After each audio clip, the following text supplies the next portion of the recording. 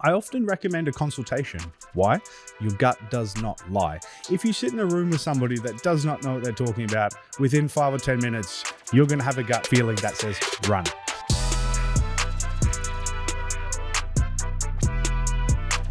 Welcome back to another episode of the Elliott Booth Show. On this episode, we will be diving into a very important topic, and that topic is scarring. It's no secret tattoo removal and scarring has been a very well-publicized, well-documented side effect from laser tattoo removal. And today we're going to unpack a bunch of scenarios and variables that influence scarring. It's very important to know that there are many moving variables that influence tattoo removal scarring. There is a few things you need to know, and the very first one is the laser itself. And I know this sounds like common sense, but there is many different lasers in the industry. And as a tattoo removal consumer yourself that wants a tattoo removed, you will have no idea between one laser and the next. When you inquire for tattoo removal, speaking from my own experience, tattoo removal consumers, when they inquire, the very first question that they ask is how much per treatment.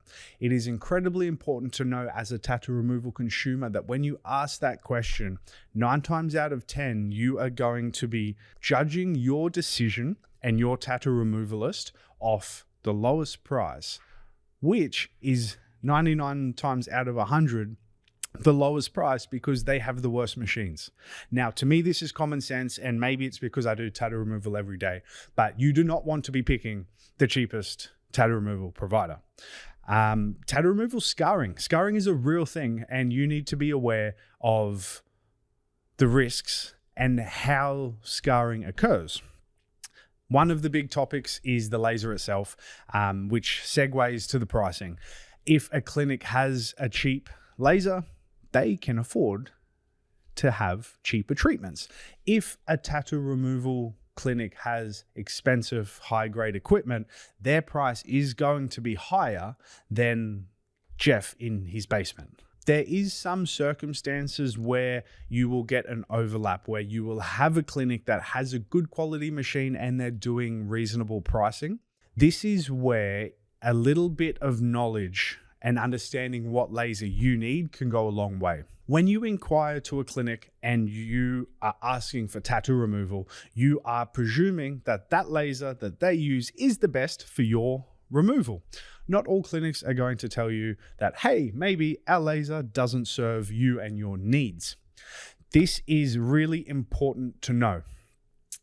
I have faith in the world, and I do hope that there is clinics out there saying, hey, our laser might not be the best for you, or hey, our laser is great for you, and be telling the truth. Scarring can come about in a few different ways. There is 3 components. There's you and your tattoo. That's one. Second component is the laser being used. And the third component is the person using the laser. A lot of variables, right? So to mitigate these risks, I always come back to the same conclusion. Make sure your clinic shows photos of the results that you want for tattoos that are similar to your tattoos. By that I mean, do not get excited and happy about a clinic showing really good black tattoos that are being removed fantastically with no scarring if your tattoo is blue. You need to understand this is a totally different laser than what you need for your removal. So make sure you're comparing apples with apples. Make sure the clinic you go to is providing real before and afters that they've achieved that are similar to the tattoo that you want removed. Experience and before and afters go a long way, but of course there is a thing called Photoshop, which means you need to do a little bit more digging. I often recommend a consultation. Why? Your gut does not lie. If you sit in a room with somebody that does not know what they're talking about, within 5 or 10 minutes, you're going to have a gut feeling that says run. So consultations go a long way. You don't even really have to listen to what they're saying, and that's probably going to be controversial, but your feeling in your stomach will tell you if this person knows what they're doing or not. That mixed with the before and afters will get you on the right trajectory for tattoo removal, but there is a few other factors that come into play. I have a saying: you can have a really good tattoo removalist with a really poor inferior machine, and they cannot do a good job. So the laser itself is a huge part. You can have the best tattoo removalist in the world. If it's a bad machine, there's not a lot they can do. Flip the switch, vice versa. You can have a really bad tattoo removalist with a really good machine, and guess what? You have the same problem. So you need a good removalist with experience and a good laser that delivers good results. Another just as important factor is the tattoo itself. Now, it's really important to know that if you have a very dense, highly saturated tattoo, it needs more treatments than a tattoo that is incredibly light gray shade. So some tattoos need more treatments than others, which guess what? Means damaging the skin more than others. So there are dark tattoos that are prone to having more skin damaged, or I should say skin damaged more times, because it's going to need more laser treatments. That is when it comes to the tattoo removalist to make decisions, and those decisions are going to be the time frame between your treatments. Here is where human nature gets a little bit involved in your tattoo removal journey. At Tattoo Removal Australia, I have built a reputation on telling people not to come back as soon as they can, and they should wait longer. And this is received by clients in a very, very interesting manner. When you have a business that relies on repeat treatments and repeat clients, human nature says, hey, get that person back as soon as possible doing their next treatment and paying you.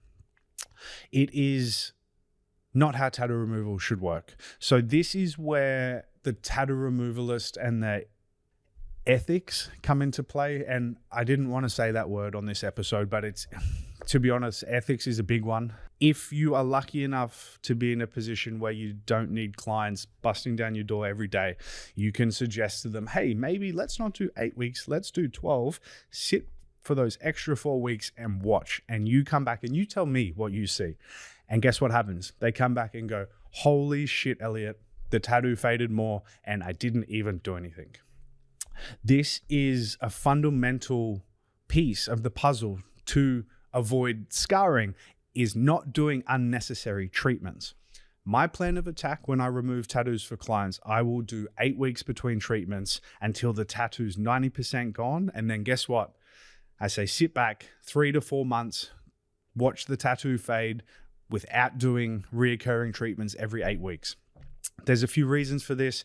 The number one reason, let's be honest, is to have a client that's happier, gets honesty from me, sees that their tattoos keep fading without spending more money. When you build a clinic that you have built with a good moral compass and ethos, you start to create a monster. In the short term, you're telling clients to not come back as soon. And I understand that as a business that has just opened or whatever the case, this can be difficult. But if a clinic sticks that out, they will eventually have a reputation that is so counterintuitive to human nature. When you're saying, hey, I'm helping you, don't come back and spend money, this grows your reputation enormously, which also grows your before and afters enormously. So to loop back around, scarring in tattoo removal is a real thing. There's 3 factors. There's the tattoo itself, there's the laser, and there's the person using the laser. When I say the person using the laser, those tactics and influencing factors are their own settings, different shot sizes and hertz and fluence and wavelengths and all these things. So there is a lot of variables with the person themselves, not to mention their recommendations and timeframes between treatments. So there's a lot at play, and I know it can sound really overwhelming, but what I need you to know, I'm going to give you my recommendation, and please don't hold me to this because every tattoo is slightly different. I recommend, if your tattoo's black, let's say that, if your tattoo's black, my recommendation, by and largely, don't hold me exactly to this, but wait 8 weeks between treatments. when your tattoo is 80 to 90% gone, stop. Wait 3 to 6 months between your last treatments and your tattoo will continuously fade. Granted, of course, you're using a good machine and the right settings. There's a lot here, but take that knowledge with you and put it in your top pocket. Go have a consultation with your tattoo removal provider. Make sure they have the right machine for your tattoo and the color of your tattoo. Make sure you are never doing treatments closer than 8 weeks. And as the tattoo gets lighter, stretch them out even more. You'll thank me later. Aftercare is another thing which I forgot about. Aftercare is really important. And I know this all comes back with a good laser. Aftercare is super easy. When clients leave my clinic, I tell them, hey, don't get it sunburned, don't pick and scratch. That's it.